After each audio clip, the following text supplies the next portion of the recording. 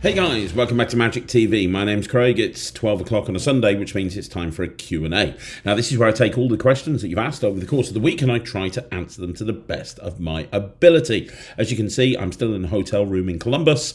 I'm very sorry I'm not in the studio, but I did want to make sure that you got a Q&A this week because I didn't do one last week being in Columbus. Now, here's the thing. If you've never seen the Q&A before, any questions that you've asked, nothing's off the table. I'm going to answer any and all questions. Then you're getting my raw and filtered opinions. So I don't really put any research into this. In other words, I'm going to read the question and give you an off-the-cuff answer. If I think a question needs a longer answer, I'll probably make another video about it in the future, specifically about that subject. You want to kind of try and get your questions in by Tuesday or Wednesday. I typically film it on a Tuesday. If I miss your question, I'm very sorry. Simply all you need to do is just ask it again down below and I'll get back to it the following week. I promise you next week I'll be back in the studio, but I just wanted to make sure that you guys had a Q&A. So yeah, one last thing. Thank you very, very much for anybody that watched any video on this channel. I really appreciate it. And I mean that. If it wasn't for you guys, I wouldn't be doing this. But without further ado, I have to go off and film some stuff for Penguin in a few minutes. So we're going to try and rattle through this as quickly as we can. Let's get going. So the first question is from Martial Arts Magic, who says, "Hi Craig, Paul Roberts from Wrexham." Oh, Paul's amazing. Paul is an amazing magician. If you haven't, he's one of my favourite comedy magicians of all time. He's definitely Sarah's favourite comedy magician. Go check out his interview I did on Talk Magic a little while ago.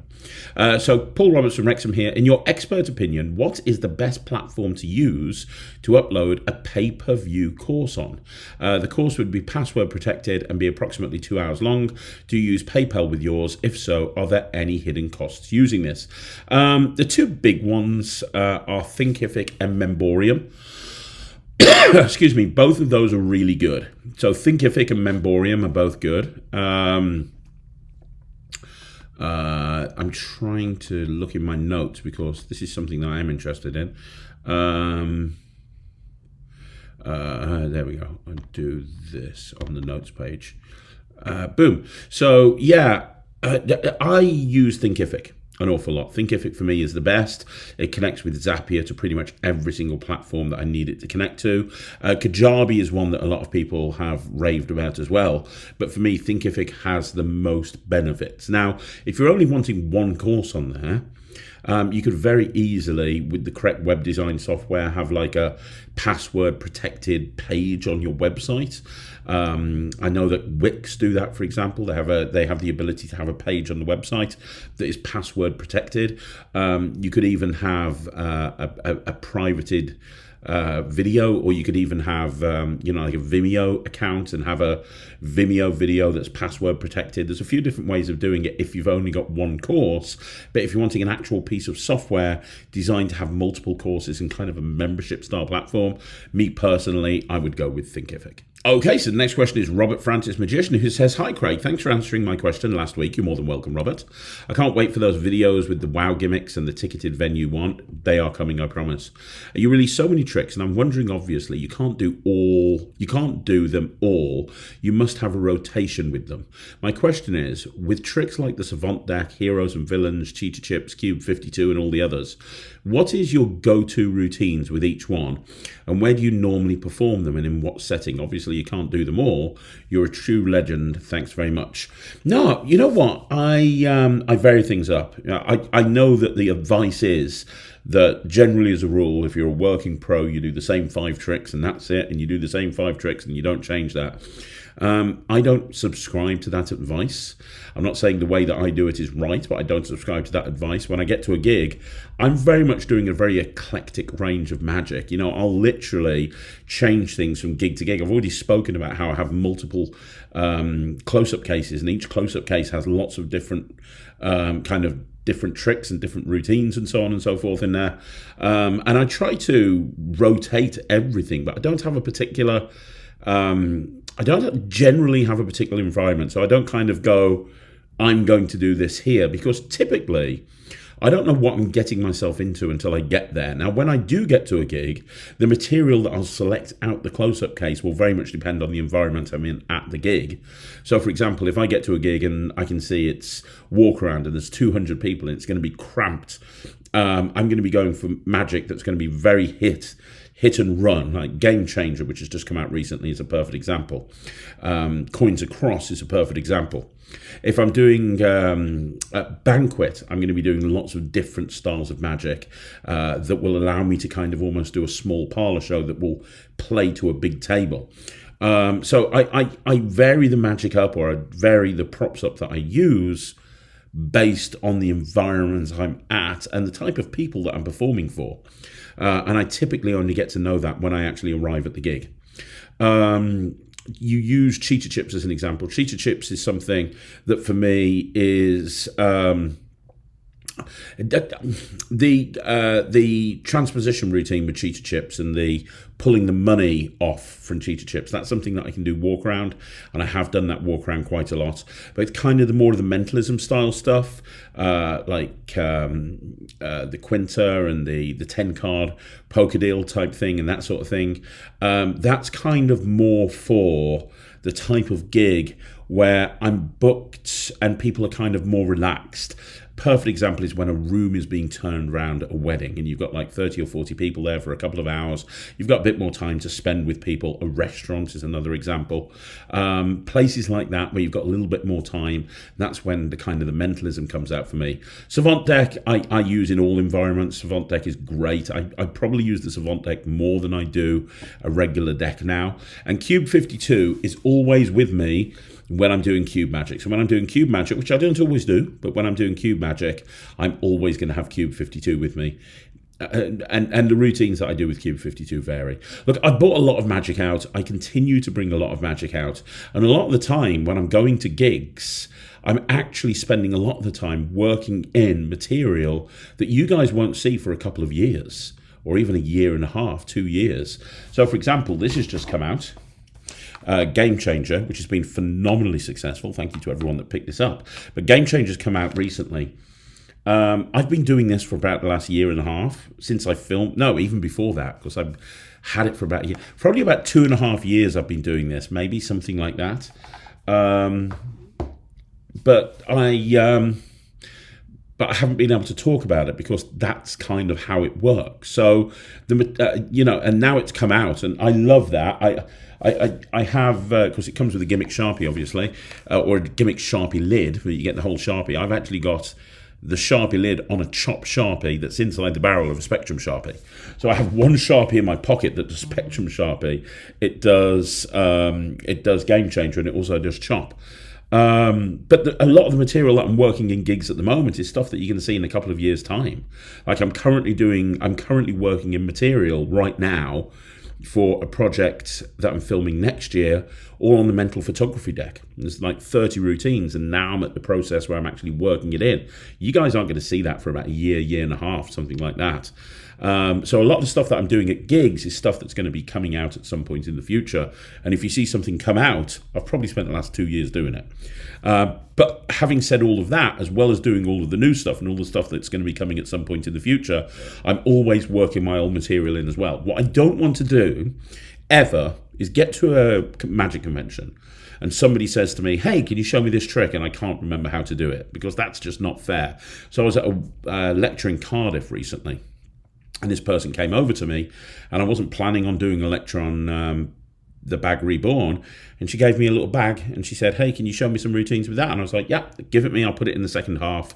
And I just went in and I did like a 15-minute thing with the bag reborn. I hadn't done anything with the bag reborn for about a month and a half before that, but I've got a very good memory for tricks, and I never want to forget anything that I've bought out, because I owe it to the people that buy my stuff to be able to perform it for them if they ask me to. Okay, my friend Magic Macaulay from over in North Wales, Cowan says, hi Craig, when will the video be posted of the whole show at the Magic Bar live, please? Would really like to see my act on here, thanks very much. Now, that's a great question. All of that footage is with Michael. However, I don't have the footage of the first half.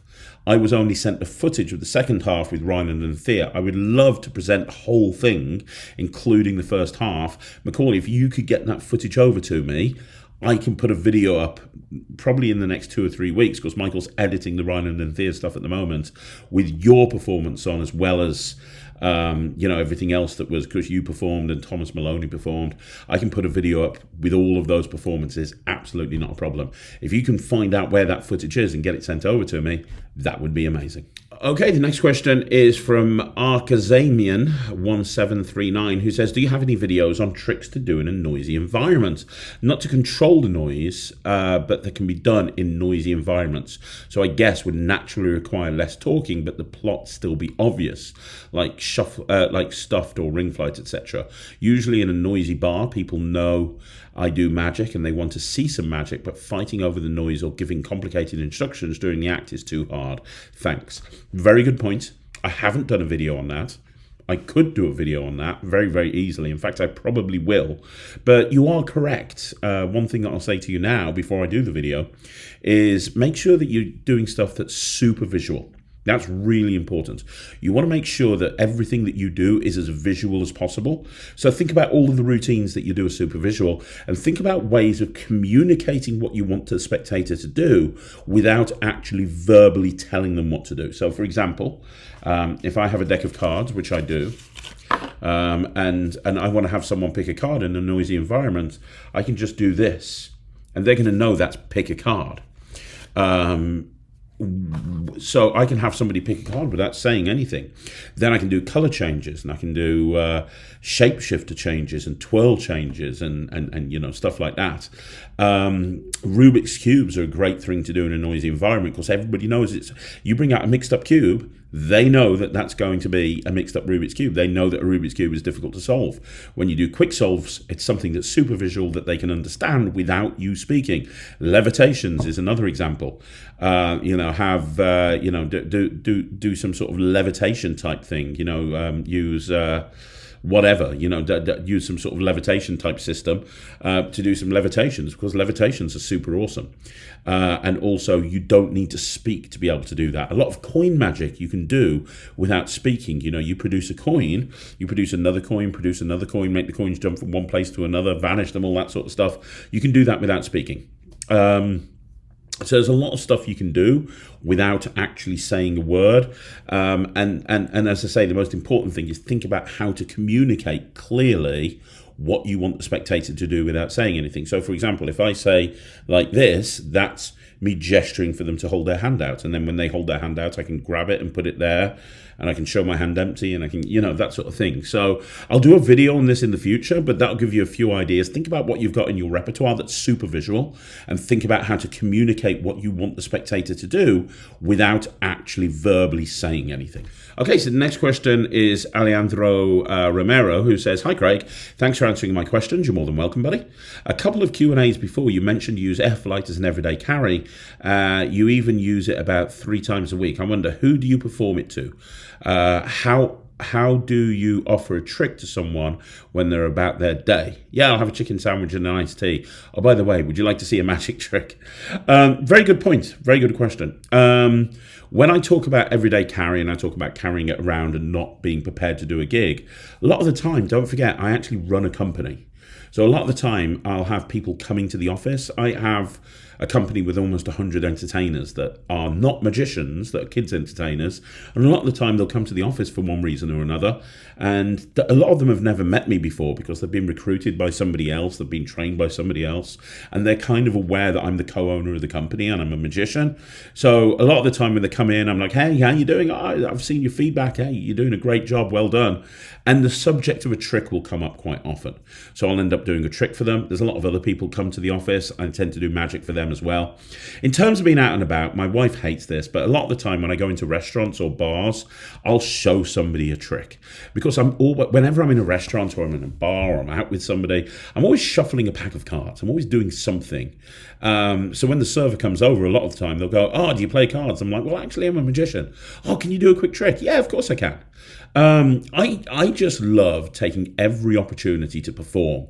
Now, sometimes, I'll be completely honest with you, I don't feel like it. Sometimes I'm magicked out. That can happen. If I've done, I know when I get back from Columbus, I'm leaving Columbus on the Thursday, getting back on the Friday morning. I then got into Heathrow. I've then got to get home, get changed, get a shave, get a shower. And then I've got to go and do a corporate job close up in Manchester. Then I've got to come back. Then I've got a corporate luncheon on the Saturday. And then I've got to jump in a van with Nemid and Thea because we're doing an illusion show in Watford. And then on the Sunday, I've got 2 shows where I'm taking Ryland and Thea's show. I know by the following Monday, I'm going to be dead. I'm going to have had a week of this at Penguin, and I'm going to have all of those shows. I'm going to be a bit magicked out. I'm probably not going to be thinking too much about magic. Excuse me. So, you know, but that's rare. A lot of the time, I'll take any opportunity to perform. And Sarah's got a very big family, and my wife has a very big family, and they all know I'm a magician. So a lot of the time, they're like, hey, show me a trick, show me a trick. I want to see a trick. So I have plenty of opportunities to perform, which is great because, you know, flight time, the more you do, the better you get. Okay, so Michael Warsham says, hi Craig, I saw the recent Yigal Masika video. Would you be interested in learning more about what you think is factually incorrect, since he makes accusations about Penguin magic, and I've bought a lot of magic from Penguin. I talked about this on the last Q&A. I don't really... Look, here's the thing. Look at it as me growing as a person. Look at it as... me, you know, like not being the ranty guy that I always used to be. But I don't feel the need to really spend much time talking about it because it's complete and total, utter bullshit. I did actually consider making a video. I did actually consider making a video because I watched it and I was like, there's more holes in this than Swiss cheese. Is he for real? And I did actually consider making a video, and I've got the notes on here about the video that I made. I ended up not making it because, frankly, I'd rather put content up on this channel that's designed to help magicians. You know, that's the most important thing. You know, he's got a YouTube channel with precisely three videos on there. One is the scandals of Craig Petty, which is no substance whatsoever. One is a 10-second trailer where he's obviously paid for views because it's got 80,000 views and like 1 like or something, which tells you exactly what he's doing this for. And then you've got the dark side of Penguin magic. I mean, he's just using sensationalism and he's using shock tactics to try and get people to look at his content, and let him do that for all he wants to. That's absolutely fine. I used to do that. Don't get me wrong. You know, half of the rants that I did on this channel were designed to get people to watch this channel. Now I don't care. Now, if people want to watch it, they can. If they want to watch it and they don't want to watch it, that's absolutely not a problem. But I really do this channel now to try and give as much valuable information to people as possible, not to just try and get eyes on a product so I can sell something else, you know, whatever. But I did make notes. He's, as you asked, like I said, there's more holes in it than Swiss cheese. This isn't a video that I'm doing on it, but a couple of minutes into the video, he shows you a pack of invisible elastic bands and said that Penguin Magic produced the product as a knockoff. Penguin didn't produce that product. It was manufactured and distributed by another company. Penguin simply retailed it. And that's the thing. That's what you need to understand. Penguin is a retailer. They're a magic shop. Yes, they create their own magic, but they're a magic shop. They stock literally everything. Immediately, as soon as it gets listed on Murphy's, it gets listed on Penguin Magic. So when he's talking about those invisible elastic loops, like a couple of minutes into the video, Penguin didn't produce that. Another example is at about 4 minutes, Masika said that Penguin produced a knockoff of his product Tarantula, and he played a video of it saying, hey, they produced a knockoff and they were forced to take it off their website. But no, the video that he showed was a product called Centrifugal by Magic Ballet, and it was produced by Blue Crown. That has nothing to do with Penguin Magic. All Penguin did was carry the product, but they did not produce it. Every magic shop in the world carried the product. It was Blue Crown that produced it. If he's annoyed with anybody, he should be annoyed with Blue Crown and call it what it is. Centrifugal by Magic Ballet, released by Blue Crown, carried by Penguin along with everyone else. And, you know, he said that he forced Penguin to take it off his site. It's still on there. Go search it. Go search Centrifugal by Magic Ballet and go and have a look at it on the site. It's on there. It's on there. It's right on there with the trailer. You can go look at that trailer, compare it to what he put in his video. So, why would he say that he forced them to take it off the site when it's still on there and it's not even their product? If he's annoyed with Penguin carrying it, well, get annoyed with every other magic shop that carried it as well. Contact Blue Crown. Whatever. And the magazine thing where he gets upset about being in the magazine. I can't believe the ego of the man, to be perfectly honest. I mean, his face is plastered all over it. It's all about his product. Does he really have his name on there? Whatever. He talks about ties. You know, I started looking, like I said, I did some research into a video that I'm not going to put out, but I did some research.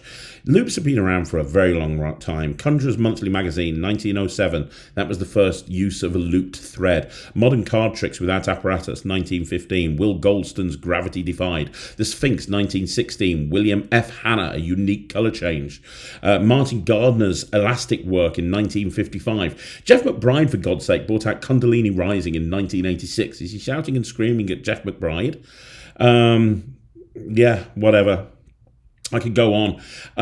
The funny thing was the Dynamo thing. Yigal said that Penguin stole the testimonial from Dynamo. I know myself firsthand that Dynamo personally received and reviewed ties, and the testimonial he gave to Penguin was for ties. You do realise that people can give more than one testimonial. Whatever, you know, it is what it is. You know, he talks about fake reviews and he talks about fake reviewers, and yet you look at ties and there's people leaving bad reviews for ties and saying that a competitor's product's better. Look, I'm talking about this way more than I really wanted to or I needed to. The bottom line is, you know, I work with every major magic company in the world. I work with Penguin Magic. I work with Murphy's Magic. I've worked with 1914. I've worked with Alakazam, obviously. TCC. I've worked with them all. And there's pros and cons to working with every single one of them. But one thing I will tell you is that Penguin are ethical. They really are. Now, Yigal will have you believe that me and Penguin are in bed together or something, but that's not the case. I work with every single company. I'm about to have a live launch in a couple of days with Alakazam. I'm busy running my own business. I'm not, nor have I, you know, I don't have anything to do with Penguin Magic other than being an artist for them. But what I can tell you through that experience is Penguin are very, very ethical, and I've seen that firsthand over and over again. So you want my thoughts on the video? Yeah. Let him do whatever he wants. Let him shout, let him scream, let him rant, let him rave. You know, we'll probably see another video soon about me. I'm done with him. Let him do whatever he wants to do. Let him go and send another email to somebody that's subscribed to his list somehow, God knows how. You know, let him do all that. I don't care. I've got more important things to worry about. In fact, one of the things I've got to worry about is answering this next question. So the next question is John Castro, who says, "Hi Craig, hope you and your family are well." Yes, I am. Thank you very much.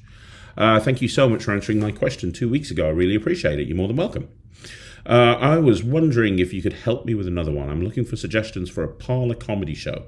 Specifically, I'm interested in plots where the magician seems to be in trouble or a spectator helper ruins the routine, only for the magician to reveal it was all part of the plan at the end.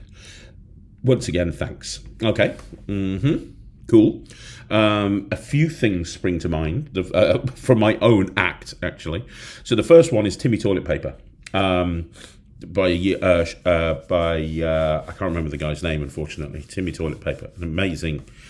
Tom Begone or something? I can't remember. But Timmy Toilet Paper is amazing. Google it, look it up. It's fantastic, and it's basically a do as I do.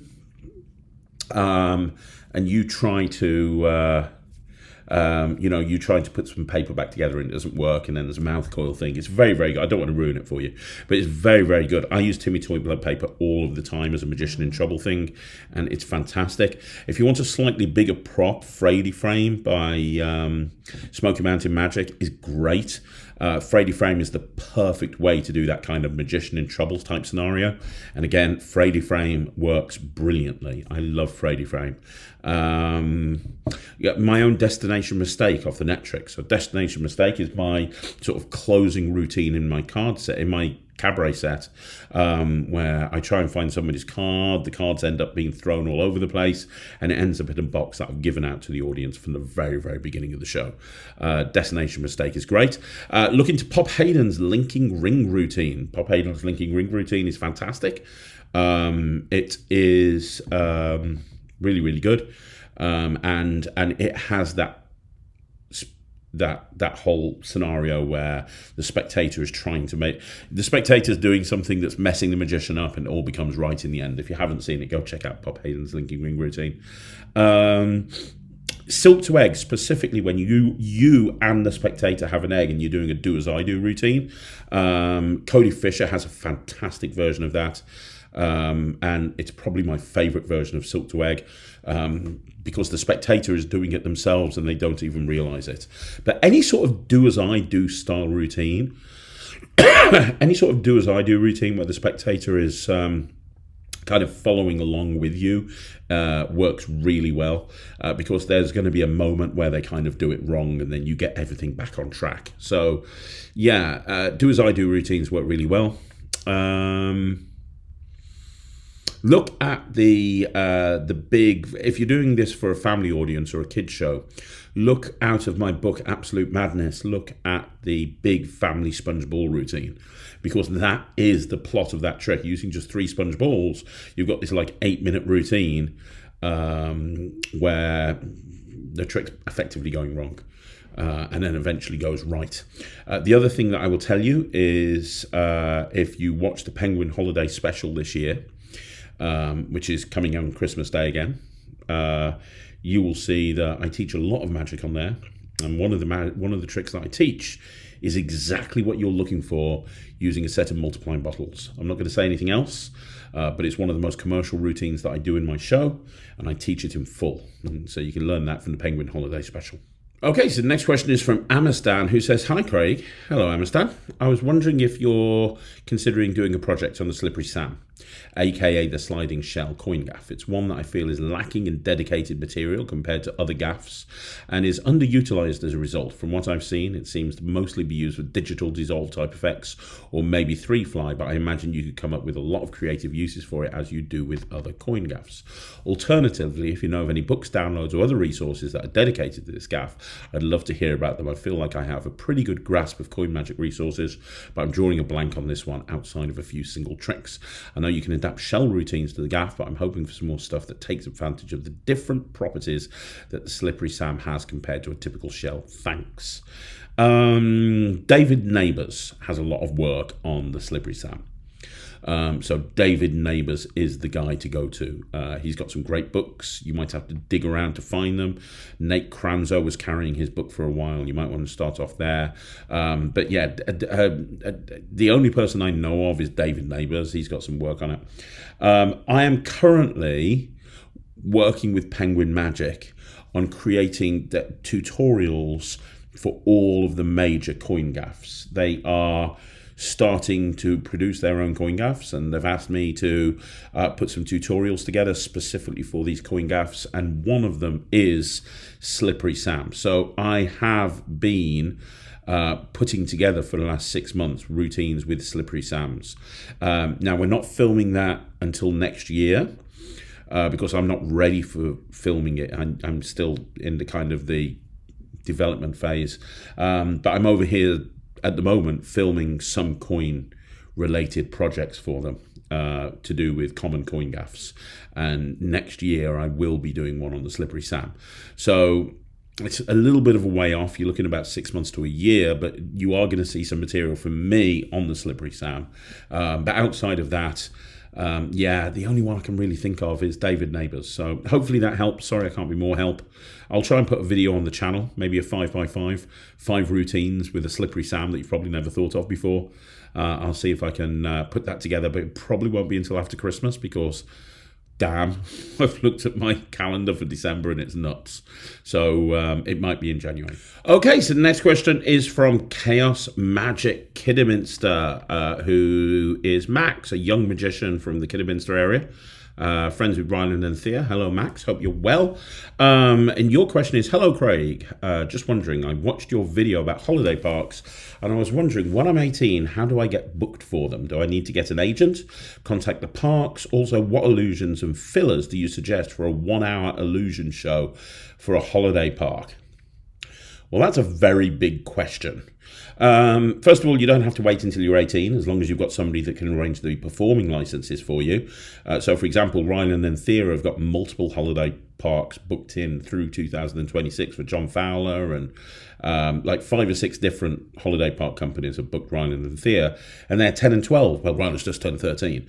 So you can get them, but you have to go down performer licenses, and there's a whole bunch of stuff that you have to do, and chaperones and so on and so forth, which I'm lucky enough that I have an entertainment agency that can organise all the legal side of things for them, but it is something that you need to consider. But let's just assume that you're waiting till you're 18. How do you get booked for them? Well,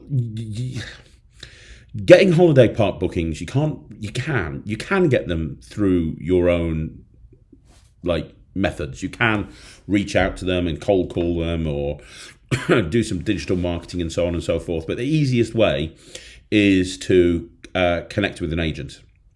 Have an agent that specialises in holiday park work. There are agencies that specialise in putting acts in holiday parks.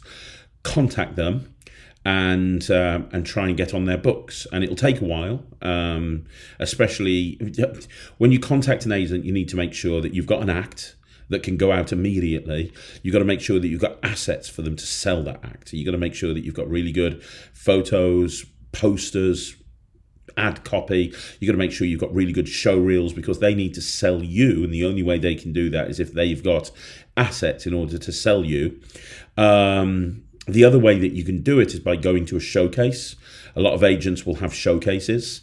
Go and ask to be on the showcase. So a showcase is like an agent will organise a showcase where they'll take acts, and they'll have almost like a variety night made up of a bunch of different acts: comedians, magicians, singers, dancers, illusionists, bands, so on and so forth. And the entire audience will be made up of bookers, holiday park bookers, corporate bookers, so on and so forth. And they will watch all of these acts and then potentially book you if they think you're any good. The thing with a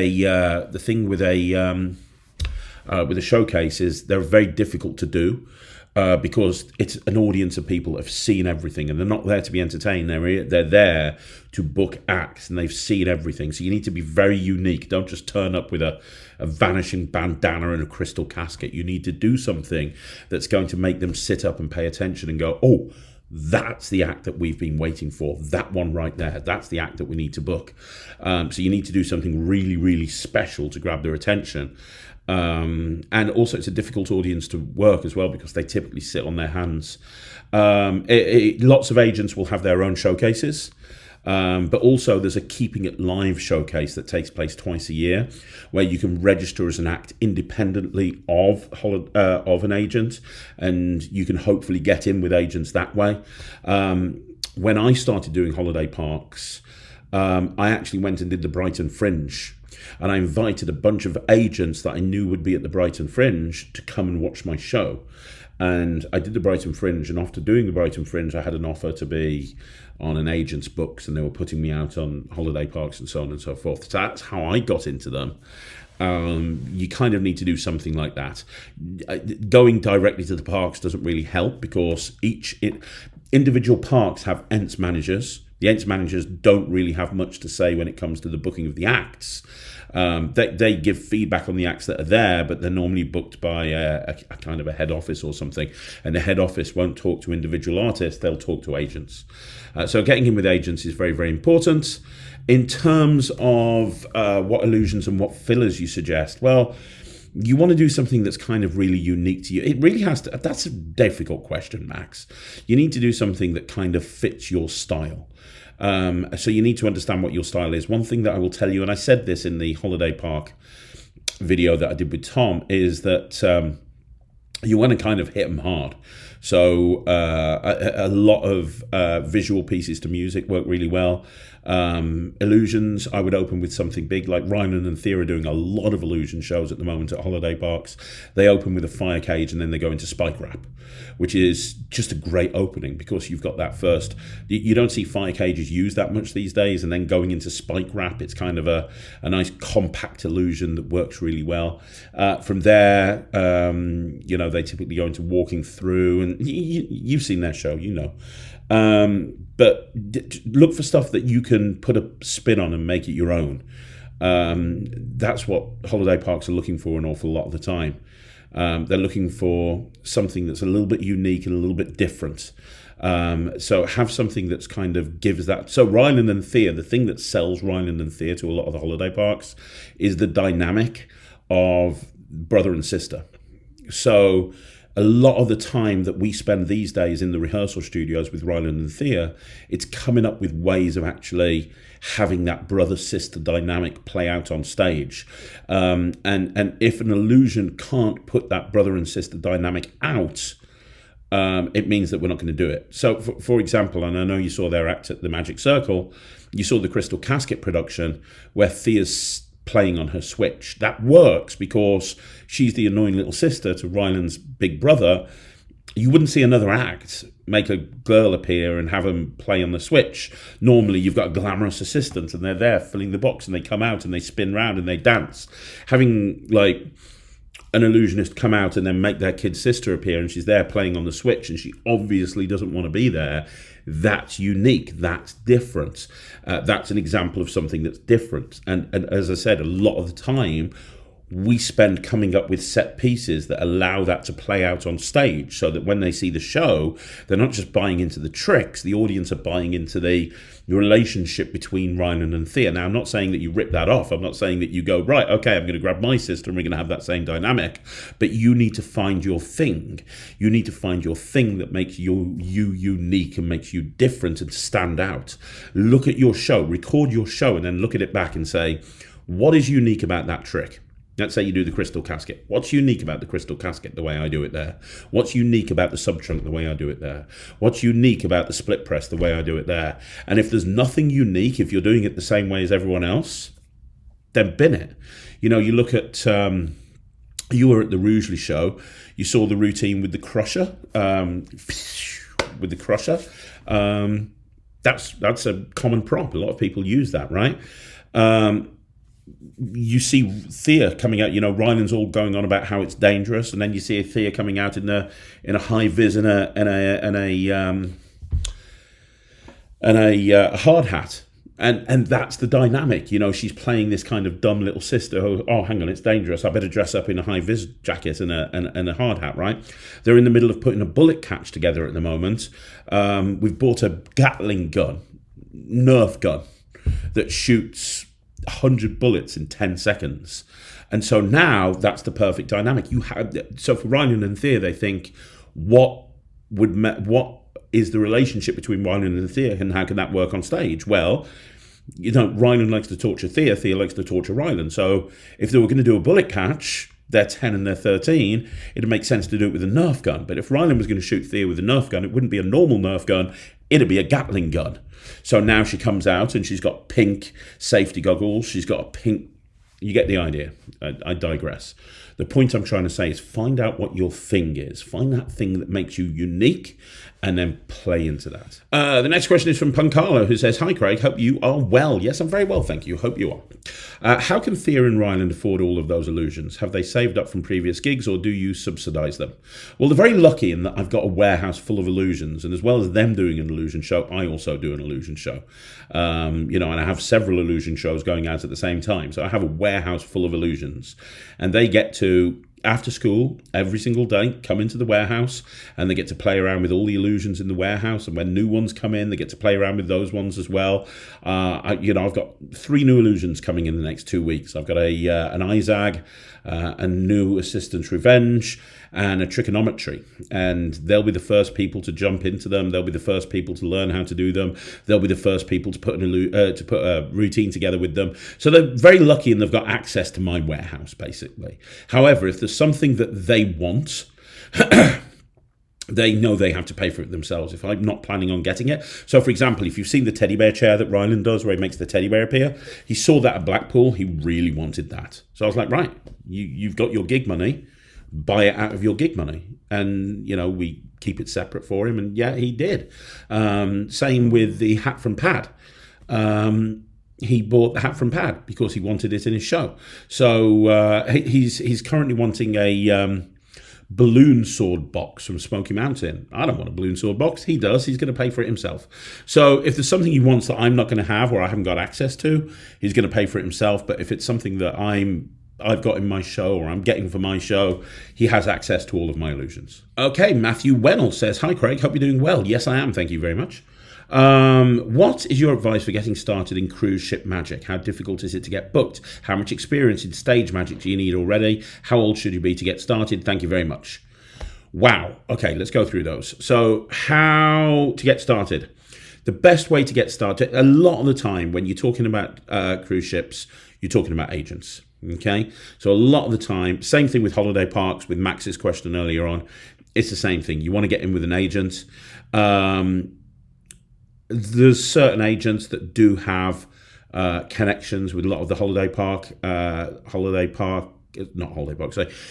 there's a lot of agents that have access to all of the cruise liners. Get in with one of those is my advice. But you want to make sure that you've got an act. How difficult is it to get booked? You need to stand out. You need to have a great show. How much experience do you need? A lot, because you've only got one chance to make a first impression. This is the same with holiday parks, but it's even worse in cruise ships, in that there's always an events manager, and they will rate your show at the end.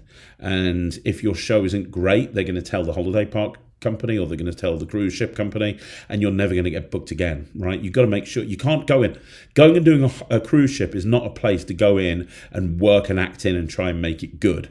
This is a place to take an act that's already good and make it phenomenal, is what I would say.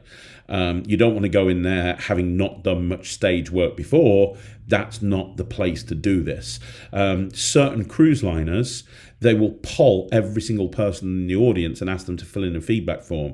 If it's below a certain point, you're not going to be invited back onto the ships. I had a friend who did cruise liners, and he got kicked off. He was on a 3-week cruise liner thing. He got kicked off after a week because his show was perceived as not good enough. That we're going back about 10 years now, but he was gutted. You want to make sure that your show is the best it can possibly be, and make sure that you've got that show worked in first of all. So you want to get in with an agent. How old should you be? I mean, I don't know, 16, 17, 18. I don't know, realistically, I'm not too sure. Old enough to be able to go away for X amount of time and travel around on your own without anybody being there with you. But in terms of how do you want to get in with an agent. Do the Edinburgh Fringe, do the Brighton Fringe, contact agents, do showcases. Really kind of, 1, be so good that they can't ignore you, and 2, be everywhere. Be absolutely everywhere. So, pick an agent. Contact them, send them another email, send them a letter. I've got stuff on the Netrix about how to get in with agents. It's well worth looking at. But yeah, you want to get in with an agent, do a fringe festival, invite people to come along and watch your show, but for the love of God, make sure you've got a good show first of all. Okay, Yuri says, "Hey Craig, hope all is well with you and your family." Yes, it is. Thank you very much. I hope you're well, buddy. You have 2 questions for me. So question number 1, what is the one trick you wish you came up with yourself?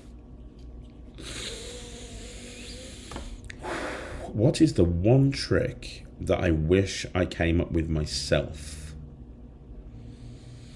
I would say Destination Box by John Allen. I think the Destination Box is absolutely fantastic. I love it. I use it in every single cabaret show. A lot of people have heard me talk about Destination Box over and over again. I wish I'd have invented Destination Box. It is absolutely incredible. So yeah, Destination Box, definitely. Number 2, what is the one hidden gem trick that you actually never want to share because of how good it is? I'm not going to tell you, because I don't want to share it. No, in all seriousness, it's my multiplying bottles routine. So I have a multiplying bottles routine. I have a love-hate relationship with multiplying bottles. I love the prop. I love the trick, but I hate most of the ways that you perform it. I actually think that the beautiful thing about multiplying bottles is the passe element, where the glass and the bottle change places. It looks amazing. It's phenomenal.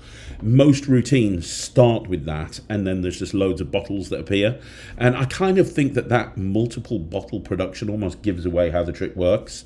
And the best way that I've ever seen do it is the restarting bottle, because that flips it on its head. The Morgan & West restarting bottle that Ryland and Thea do is great, because they're only aware of one bottle ever and one glass, and the finale is, the last beat is they change places, but the lead up to it is the bottle is like jumping back into the tube from somewhere else, and the audience only thinks there's one bottle. The problem with the restarting bottle is, unless you're a duo like Ryland and Thea, you're never going to be able to do restarting bottle. And I worked out a way a while ago of doing restarting bottle with a really excuse me, with a really cool hook, like the coolest hook. Like, this is a hook where everybody is always talking about this subject anyway, and I've taken that subject, applied it to the multiplying bottles. And Thomas Maloney was who's a friend of mine. You've seen him on the channel. He helped me with the with the putting the routine together, and so I taught him everything. And he's been doing it in his shows. And when I told him I was going to be teaching it to everyone, he was like, "No, I can't believe this. Don't do that." But I've taught it on the Penguin Holiday Special. So on the Penguin Holiday Special that's coming out this year, I actually teach this routine. And I seriously second guess myself. I bought my multiplying bottles with me all the way to Columbus. And when I was backstage, I actually second guessed myself. I almost didn't teach it because I was like, I don't know if I want everyone doing this. But that's not what I'm all about. I'm all about like giving back and trying to do as much as I can. So yeah, I would say it's my multiplying bottle routine. That's a great question, but I'd say it's my multiplying bottle routine. Okay, so Stephen Murdoch is next. Hello, Stephen, who says, "Hi, Craig. I have a question regarding our recent conversation about the Parlour Act finale using the two-way envelopes I've been constructing. I need to build an index for 10 coin-sized envelopes. This is only for 10 items, this specific routine, so I don't need or want to invest in an expensive card index. I'm hoping you have some advice on a DIY index. I'm thinking it will either be in my prop box that I regularly pull out and return items to, or hidden on the back of a large notepad used in the finale itself. That said, a pocket index would require much less choreography. Maybe even 2 for 5 each. Any advice or sources that you could offer for a DIY index, pocket or otherwise, would be gratefully appreciated." So you need 10 envelopes. 10 coin-sized envelopes. I would literally just made it out of cardboard. I'd put it on the back of the pad. But also make it so it could fit into the box that you're working from. But I'd make it out of cardboard, and I'd just like have a layer of cardboard that goes on the back of the pad, and then just get yourself like 10 raised, cut them out to the right size, and have sort of 3 lines of 3 with one maybe one at the top, and that would hold them really securely. And if you cut a notch in them, you'd be able to slide it out really easily. And that's probably the way that I do that. I typically don't like pocket indexes that much. I've used decks quite a lot, and I'm okay with it, but I'm always a little bit nervous that I'm going to get the wrong card. And it's the same with every single index that I've ever tried. I can do it, but I always worry about getting that wrong card. The only index that I'm really good at is Big Blind, and that's because it's only 6 things that I need to grab, but I'm not great at indexes, so I would never kind of go down the pocket index route. I would suggest going down the route of using it on the back of the notepad or from the box, and I'd make it up out of cardboard. I think that would probably be your best bet. The other option that you could do is you could have it so that the notch is there, and then rather than pulling it up with your thumb, you could have like the bottom open so that the envelope's secured in there, but the bottom's open. So when you push down with your finger, it would drop out the bottom straight into a finger palm. I don't know. Hopefully that helps. Okay, so the next question is from Kyle Straight One, who says, "Hey, thanks for all you do. You're more than welcome. Thanks for all you do. You have some good advice. Thank you very much. I started getting back into magic this summer, and your archives of videos are helping." Well, I really appreciate that. Maybe an idiot question, no such thing. But I have a ticket for Blackpool next year for a day registration and a Saturday gala show for £145. Does that work for all show days or just the Saturday? Can't see it on the site. I'm not too sure, but I would imagine it would only work on the Saturday. I could be wrong, but I believe it would only work on the Saturday. But I'd contact the Facebook page of the Blackpool Magic Club. They'd probably be able to help you. Also, would you know the main Discord servers for the Magic community? I would like to try to connect with more people. I think that's it for now. So Discord servers, you have. The number one, in my opinion, is the Alon Magic Society. The Alon Magic Society is amazing. If you're not a member, you should join. And they have a very active Discord server. You definitely want to contact Alon Magic Society. You've also got Murphy's Magic. Murphy's Magic have a decent-sized Discord server as well, and they've got obviously big names coming on. Illusionist had a big Discord server. I don't know if it's still there. I don't know if it's as active as it was. Illusionist have kind of petered off a little bit recently with releases, so I don't know how active their Discord server is, but it's there. Lloyd Barnes' Society of Secrets is a good one, but it's behind a paywall. Jake Keane also has a really good online Discord server, but again, it's behind a paywall. And the Netrix, we've had my online platform for magicians, the Netrix.com. We set up a Discord server ages ago, but we never really did anything with it. We never pushed it because the platform is the main focus for me. But I am considering revitalizing it and making it open to everybody. I've been speaking to Chris Ash about that, who is an amazing guy. So for now, it's kind of not there, but it will be in the future. I'll let you know if we actually do anything with it. But in terms of, if you want one, go for the Alon Magic Society. Okay, so next question is Robert Baxt. Oh my God, Robert Baxt. He's one of my favourite comedy magicians of all time. Robert, please do an interview with me on this channel. I am a huge fan. You are brilliant. I do so much of your magic. Anyway, another great video, Craig. Jesus, thank you. I'm a fan. Bloody hell. That means a lot, really, coming from Robert Baxt. If you guys don't know Robert Baxt, go check him out. He is absolutely amazing, and has the best mouth call routine of all time. He has the best everything. Robert Baxt is awesome. And for an act that packs small and plays huge, I would also recommend the Egg Bag, Miser's Dream, Torn and Restored Newspaper, and my mouth call routine. I just said your mouth call routine. More importantly, my advice is to choose tricks that need as little setup and reset as possible, and you can squeeze more shows in a day, and you save yourself energy for the performance and not for the preparation and resetting for the next gig. The GOAT has spoken, people. The GOAT has spoken. Forget about everything I've said. Listen to his advice. And seriously, Robert, please contact me because I'm a huge fan. I would love so much to interview you on this channel. Everyone go check out Robert Baxt. Okay, so the next question is Daniel Young. Hey, Daniel, hope you're well. How much do you think you have to replace a method before it's your own? I don't know. I don't know, mate. I'm not 100% sure. I don't know. I think you just have to take it on a case-by-case basis. For example, I bought out Credit Swipe earlier this year, which is pretty much identical in method to Presto Printo, but it uses credit cards instead of cards, and that adds an extra dynamic, in my opinion. And obviously, I contacted Murphy's Magic and got the rights to actually use Daryl's Presto Printo with credit cards. But when you think about it, the method is the same. It's a Hammond count, but with credit cards, and that's the printing process.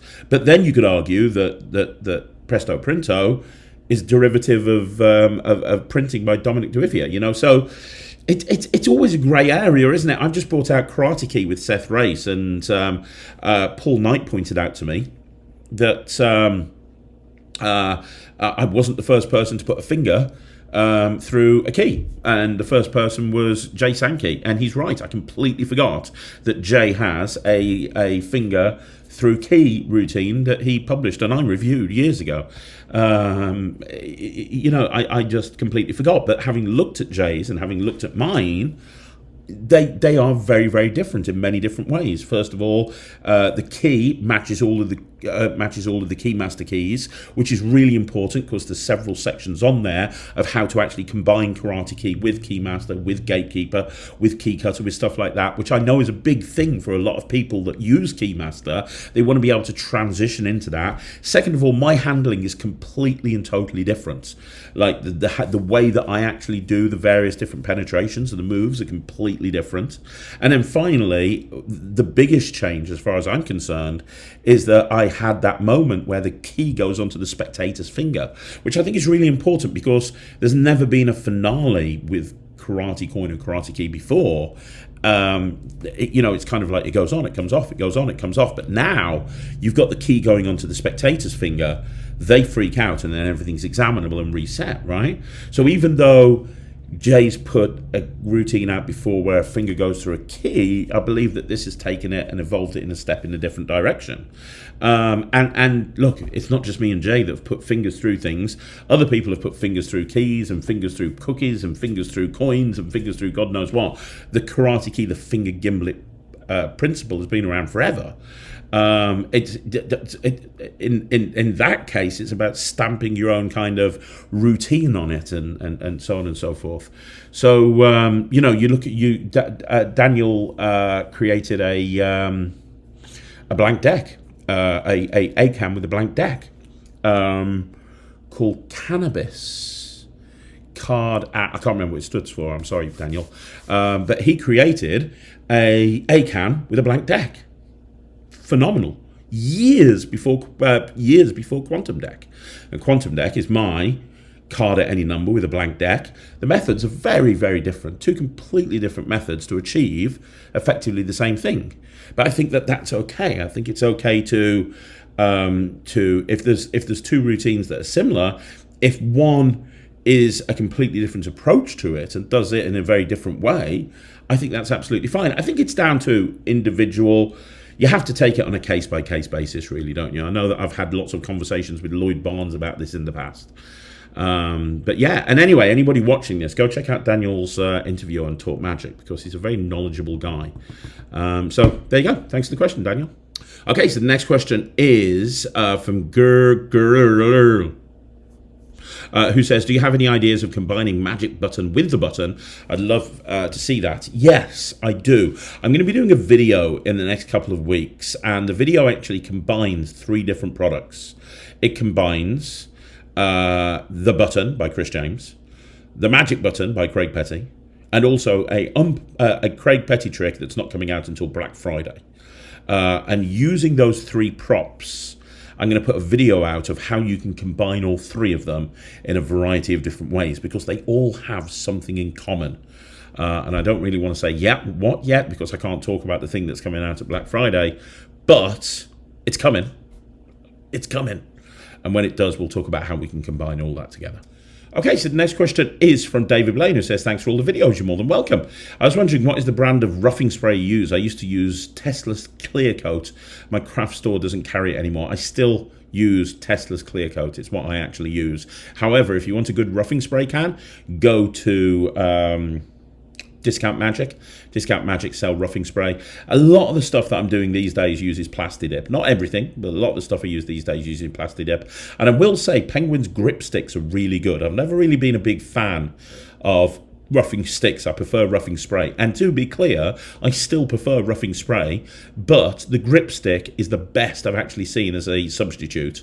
And the glue that myself and Matthew Wright put out for the stick up, although it's very, very different to roughing spray, it will also do a heck of a lot of what you're looking for as well. So hopefully that helps. So the next question again from David Blaine is, whatever happened to Dave Bonsall? Haven't heard anything from him or what he's doing these days. Well, Dave is still running Prop Dog. Prop Dog shut their doors on their London location a few years ago, 2 or 3 years ago now. And Alex, who was obviously one of the main guys at Prop Dog, then went on to form Monster Magic. But Prop Dog still exists. Dave moved to deepest, darkest South Wales, bought a house there. He's got a studio there where he still makes all of his tricks that Prop Dog does, but they don't focus on Murphy's items anymore. They just focus on the stuff that they make themselves. So Prop Dog is still in business. Dave Bonsall still runs Prop Dog, and they're still bringing out tricks, and they do an awful lot of one-off things as well. So if you're wanting like Prop Dog to come and make a one-off prop, they will do that for you. But they're not like a dealership that really focuses on sales every single day. That's not what they do anymore. But they're still around. I think Dave has other business interests there as well, and magic isn't as big for him as it used to be. But he's still doing his thing, and Prop Dog still exists, and you'll still see it at the Blackpool Magic Convention generally. Yeah, he's still fighting the good fight, doing the right thing, being the good guy that he is. But yeah, he's just not running a day-to-day shop anymore. Okay, so David Blaine says, I have hundreds of magic DVDs and gimmicks, etc.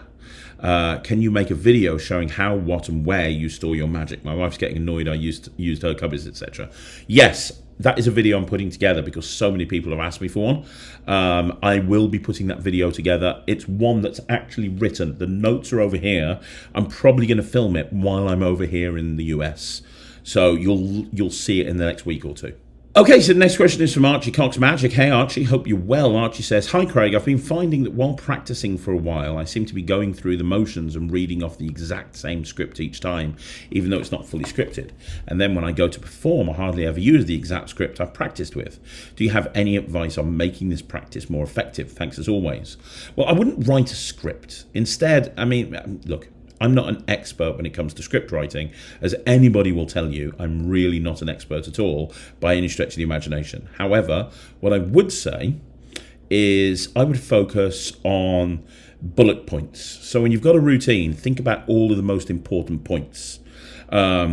So with an ambitious card, what's the first point? Is there a particular line you want to say to introduce it? And kind of have bullet pointed things instead of actually having a whole script, because that's going to allow you to kind of improv. It's going to allow you to kind of go off script. And for me, that gives me a more loose way of approaching performing.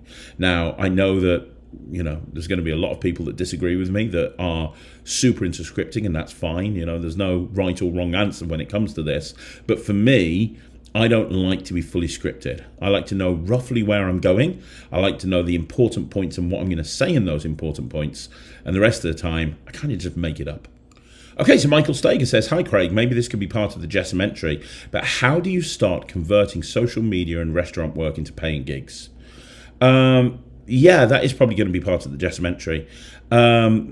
In terms of restaurant work, how to convert restaurant work into paying gigs, the most important thing is you get as many people as possible to know who you are and you get their details. Yes, you can hand your business cards out to them, and that might help, but the best way is to actually get their information from them. The way to get their information from them is give them a reason to give you their information. So, for example, if you had a video that you made teaching them how to do a simple trick, and it was an unlisted video on YouTube, and when you're going up to these restaurant tables, you could say, hey, do you want to learn how to do a simple trick? I've got this video on YouTube. I can email it out to you, and then I can keep in touch with you about the sort of thing that I do and where I am. Yeah, can I take your email address? Boom. Now you can email them that video. They've given you permission to email that video over to them. And now you can drop them into a mailing list because you've sold them that you're going to be contacting them about other stuff as well. GDPR, very important.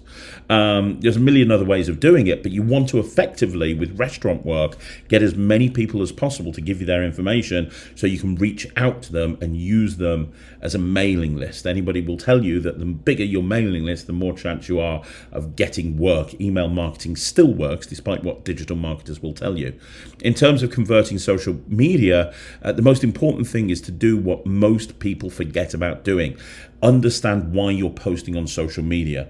It's normally to get a lead or to get an inquiry, right? So have a call to action. Don't just post an arbitrary video for no reason at all. Don't just post an arbitrary photo for no reason at all. Use everything as a chance to get them to come to your website. So have a link tree at the top of your Instagram, for example, and on every video say something like, hey, if you'd like to see reactions like this, click on the link tree and check out my website and drop me fill in the contact form. I'll get back to you. Whatever you want to say, you have call to action. Call to action is so important. Understand why you're promoting yourself on social media. Understand what your social media posts are for. If it's to get more work, tell them that that's what it is. They're not going to know. If you don't tell them what you want them to do, they're not going to do it. So in the case of this, you have to tell them that you want them to get in touch with you because that will lead to more work. And I'm sorry, I'm just switching this off. So there we go. That will lead to more work. So yeah, that's all it is, really. Give people a reason to contact you. That's the most important thing. Run some contests on social media. Give people a reason to contact you. We can do another video about this at some point in the future. This is kind of a really big, meaty topic, but that'll give you something to get started. Okay, so the next question is Hungover Amerfort, who says, hi, Craig, great answer. Astonishing, to be honest. You won't believe this, but you actually described my personal history in magic. As a child, my father taught me several con man tricks with cards, money and the like, and later on he taught me equivoke and some other mental stuff. I felt stupid for not having thought of it like this. Thanks for your very creative answer. You the man. You're more than welcome. I can't wait to see how this plays out for you. I think combining con artistry with mentalism and talking about that link and that psychological link of bringing the two of them together, I think that could be a very unique thing that you don't see many mentalists do. So good luck with it. Okay, so MCK Magic says, hi Craig, I have 2 questions for you this week. Let's take them one at a time. Number 1, with relation to your topic on adding production value to a stage show, how would you go about adding production value to a kids show? I know many kids entertainers swear by pop-up banners, but the majority of my shows these days seem impractical. I already use a PA system and I'm currently getting my case revamped. You want to have a case, a nice case, have a logo. Get yourself a logo as a kids entertainer. Get yourself a nice logo and make sure everything's branded up with that logo, including you. I don't know what you wear. Maybe have a t-shirt on with that logo on it. That would look quite cool. Have a logo on your case. I know that you may say that the banners are arbitrary, but they do look really good. Or have a backdrop with your logo on it. Have everything branded. Think about the branding of you. What are the colours that you use? Make sure that everything fits within those colours. If your colours are purple and green, for example, have everything purple and green. Have your box purple and green. Have your logo purple and green. Have what you wear purple and green. And then maybe get some disco lights as well, so that you've got that party atmosphere when people walk in the door. You've got your PA system, just get a T-bar with some lights on it as well. It'll light up the whole room. You can switch them off when people are there, but for that first 5 or 10 minutes when people come in, it's going to look so much better. Okay, MCK Magic also says, hi Craig, looking into getting into school shows, and I've been booked for an anti-bullying kids show for kids aged 8 to 10. First time doing this age group, so I don't want to be too kiddie. I have several effects that can be themed for anti-bullying, but I'm stuck on a brick wall with my creativity, even consulted ChatGPT to see if they could help. Do you have any ideas on how you could take classics kids shows, props, and make them themed to anti-bullying? Thanks in advance. Yes, I do, because I did an anti-bullying show. I'm going to make a video of this. This is going to be about a half an hour topic. I'm not going to do it now. It's going to take too long. I'm already an hour and 10 minutes into this Q&A. But I will do a video all about routines that you can use to create an anti-bullying show. Okay, and it's a great show to do. It opens up a lot of doors for you, so it's a really smart thing to do. Leave it with me and I'll get that done for you in the next couple of weeks. Okay, so Kendrick says, I don't build any illusions when I arrive on site. Every one of mine just rolls out and we go. My crew is loading out when I'm there in the lobby, at the meet and greet. So many theatre managers thank me for my efficiency. They complain others take 2 to 3 hours to strike their props because they have to stick around. Well, that's great if you're a touring illusion act. I mean, I have to be honest. I've tried to find out a little bit about you because obviously somebody who, has their own crew when they go to illusion shows, I would love to see your website. I've been onto your channel and it doesn't really say anything other than your full name. So I've Googled your full name and I don't see any website or anything. There's one little post somewhere about the amazing Kendricks and that's it. So if you could give me a website, that would be amazing. I would love to check out your illusion show. 2 things. One, the advice was a young magician who's not going to have their own crew. So I was giving advice to the young magician. But 2, I still build my own illusion shows. I still go out, not all the time. I do have a team that go out and do it for me sometimes. Like, for example, on Saturday, I'm going to be just arriving and the show is going to be set up and I'm not going to have to need to do anything because it's all going to be done for me. But that's few and far between. Most of the time, I'm going to be there rolling my sleeves up and I'm going to be doing it myself. And I do a ton of theatres and I've never had a theatre manager be annoyed with us. We get there like a couple of hours beforehand to set up, which you kind of need to do anyway, to do mic checks and to do tech rehearsals and so on and so forth. And I actually think as an illusionist, having the ability to understand every single aspect of putting on a show is important because then you can speak to all of the various different people. If you understand about sound, if you understand about light, if you understand about how staging is set up and everything, you can speak to people about that rather than just kind of walking in and going, oh. So I understand where you're coming from, and yes, if you've got an unlimited budget and you're charging really, really good fees, you can have your crew and you can have a crew load in and load out for you. I'm rarely in that position, and most people who are wanting advice from me about illusion shows probably aren't in that position, but it's amazing that you are. Please give me your website. I would love to see your show. Okay, so Sean Coleman says, thanks very much for the help with the Quiver Plus. The Quiver Plus 1 is on its way now. I'm glad you like my idea for the Savant deck movie trick. Yeah, it's amazing. My question this week actually comes from my wife. She asked whether you have any plans to release a magic set as a product. She thinks you should do a kids set, but also an adults, beginners, intermediate set as well. Is this something you've ever considered? Thanks for all your hard work that you do to make this channel so informative and entertaining. Well, tell your wife I would love to. I've never actually thought about doing that myself, just because, look, let's call a spade, right? I'm fairly well known within the magic industry. So when I bring a trick out in the magic industry, it's going to do quite well because a lot of magicians know me. I have a back catalogue. A lot of people like my work. They know that I'm going to put 110% into it. I've built up a level of trust with magicians. And some people don't like me. Most people do. That's great. When you're talking about kids' magic sets and beginners and adults and beginners and so on and so forth, really you need to have a big name outside of magic to be able to do that. I could walk down the high street and nobody would know who I am. I am not a big name outside of the magic industry. I don't think, honestly, anybody would buy it. Even if I did the best beginner magic set in the world, who would buy it? There's so many different options when it comes to beginner's magic. You're probably more likely to gravitate to somebody like Justin Willman than you are Craig Petty. And there's nothing wrong with that. It's just, I think it would honestly be an exercise in futility. Now, you could argue, well, what about if the magic set is aimed for new people in the magic community? And then there's more of a chance. But a lot of the magic that I bring out is designed for... It's not designed for new people. It's designed for everybody.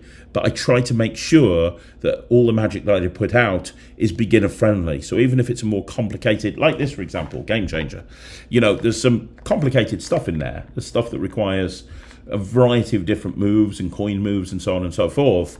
But the first 5 or 6 routines are completely self-working because I want to make it so that it works for adults. Sorry, works for adults. I want to make sure it works for beginners. One thing that Penguin told me when I started working with them is when you bring a trick out, imagine that the person watching it, it's their very first product, and make it accessible for them as well as everybody else. And that's why I do slight sections, and that's why I try to make sure that there's stuff for everybody for that very reason. So, you know, I'm already kind of doing stuff for beginners in magic, and I think if they're not in magic, they wouldn't give a shit about who I am. Michael Kent says, Craig, I'm concerned. You've had that cough for quite a while. Have you seen a doctor? I have. I've been to the doctor a couple of times recently. And I've had a bit of a cough. My mom smoked 60 cigarettes a day, every single day. And I've got a weak chest, I've been told. So whenever I get a cough, it stays forever. But I'm feeling fine. I had a bit of a cough. The coughing fit that I had on the video last week, on the Q&A that you're referencing, I was feeling just a bit rough that day. You know, I'd had a very late night the night before, and Michael was very, very busy and didn't edit it out. But honestly, I'm fine. I'm really good. But thank you very much for asking. Divishan Magician says, can you lecture at the Northampton Magic Circle, the Magic Club? I'll ask Dave Penn next time I'm there to book you. Until then, maybe you can ask him. Hey, tell Dave I would love to be booked to go and do his club. Absolutely 100%. If he wants to book me, I would love to come along. I don't really promote myself as a lecturer. I do lectures, but typically it's when people ask me. I don't put myself out there and go, I'm available for lectures, like a lot of people do, just because I'm too busy. I'm a bit like the A-Team. If you can find me and you can speak to me on the phone, then you can book me. So Dave will definitely be able to get me on the phone. Tell him to book me. So there you go, guys. That's another Q&A in the bag. That's a bit of a long one because it's 2 weeks worth of Q&A. So thank you once again for joining me right here. Don't forget to like the video, subscribe to the channel, leave a comment down below. If you haven't already joined the Netrix, please do so. It's my online streaming platform for magicians. Just go to the Netrix.com. You can get access immediately. And finally, and most importantly, please make sure that you stick around for tonight, because tonight we've got an incredible review show special. I'm back on Monday with a 5x5 and the videos don't stop. Thank you so much for watching. I will see you again soon. Join the Netrix, join the Netrix, join the Netrix. That's subliminal for you. I'll see you again right here on Magic TV.